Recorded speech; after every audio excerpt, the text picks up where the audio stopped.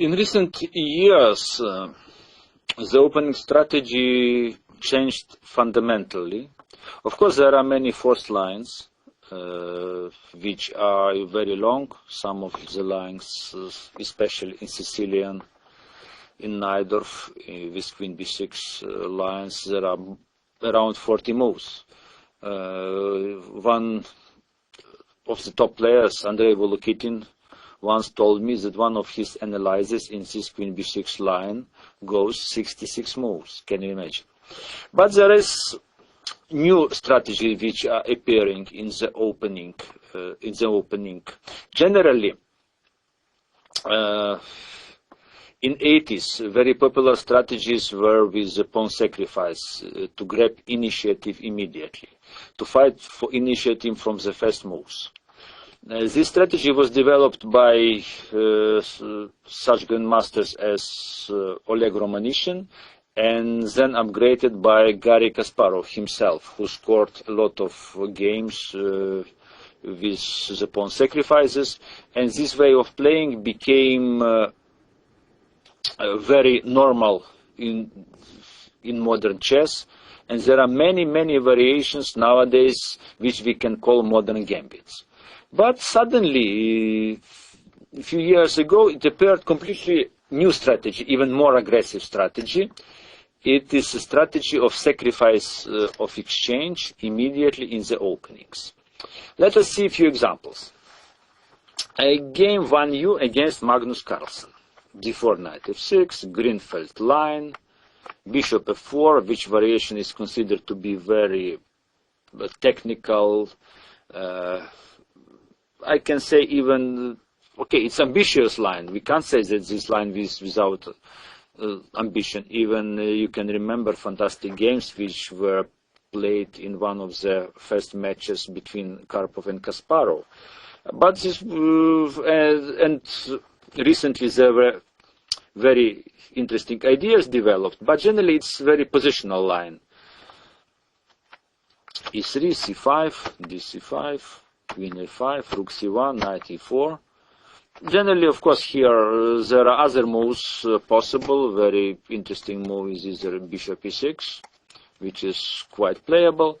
But Knight E4 is sharper line. CD5, Knight C3, Queen D2, and Queen A2. It's old line, was played many times. Myself, I played maybe 10 games with black, this line.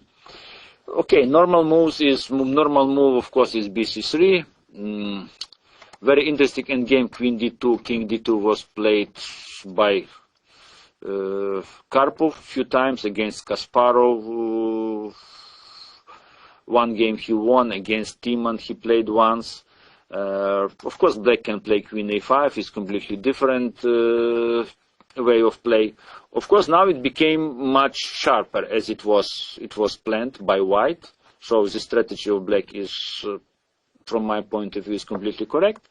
But recently, white returned to the old idea which was developed and invented by fantastic St. Petersburg master and very famous trainer Alexander Cherepkov. It is exchange sacrifice. Rook takes on c3. Of course, it's logical because if white will give up, will win this black squared bishop, so black king will be in constant danger. But on the other hand, look on the white king side. On the white king side, look, everything is on its own place. Nothing is developed. So bishop c3. Of course, it's possible not to accept exchange to castle, rook a1, check, queen b2, and e4.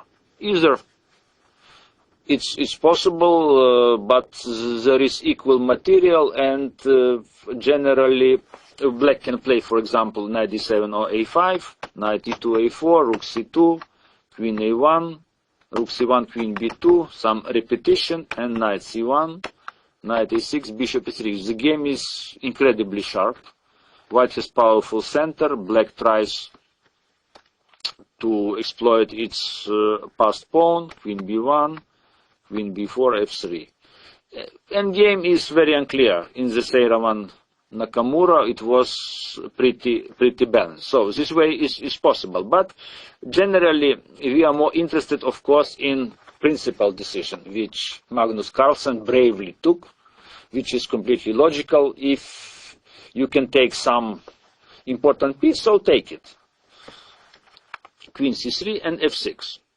There are two other moves like queen b1, king d2, queen f1, knight f3. Another brave decision. Threat is knight e5, terribly strong, and king c1.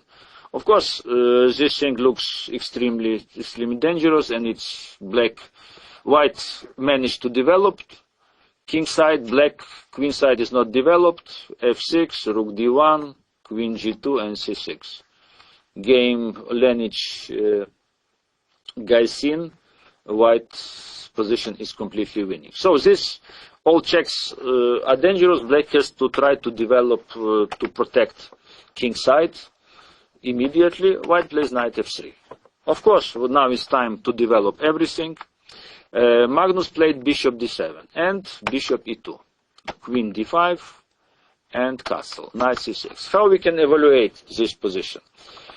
There are equal pawns, but white pieces are extremely active, fantastic development. Of course, if black will be able to castle, but now, long or short, black will have problems.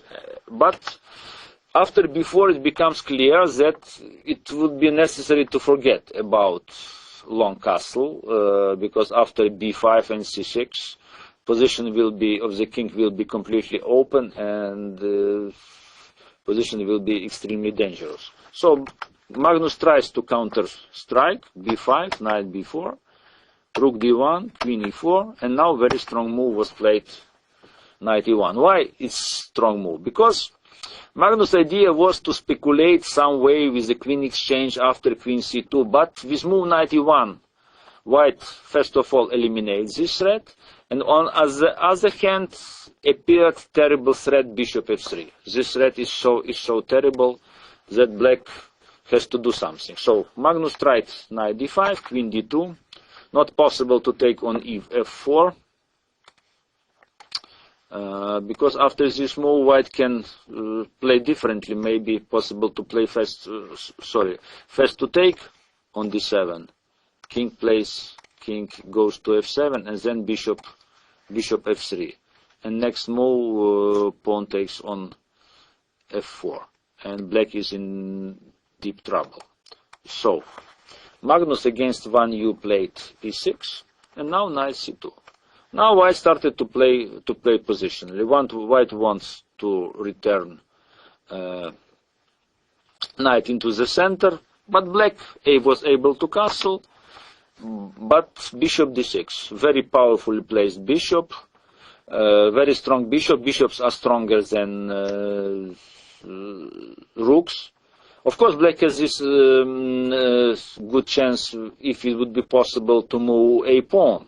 But position in the center is disastrous. So rook fd8, knight d4. Now different threats like bishop f3 are extremely unpleasant. And you see, it's a sign. If queen goes out of the center, it means that black has really huge problems. And bishop c4. You see?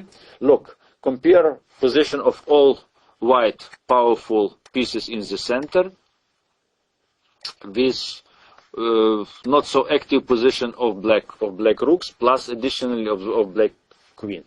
So with the exchange sacrifice, white was able to centralize everything and to obtain extremely strong pressure in the center. Every white piece practically stronger than black ones.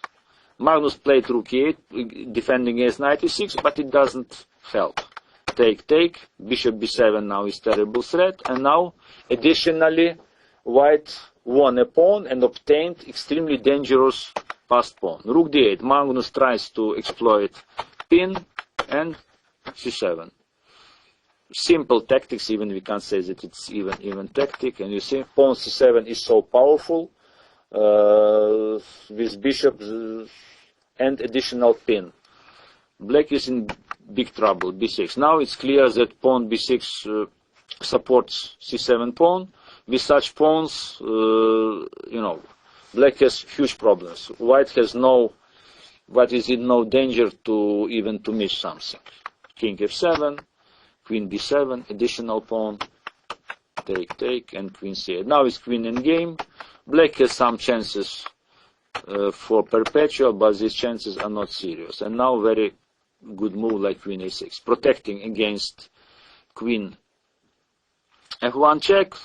Black tries queen d7, queen d1, and king g3. Queen g1, and typical maneuver in the king's, in the queen's endings, that king is going closer to own pawns and winning the game easily. Check, queen d3, check, and now you see king is safe under protection of own queen. Black resigned.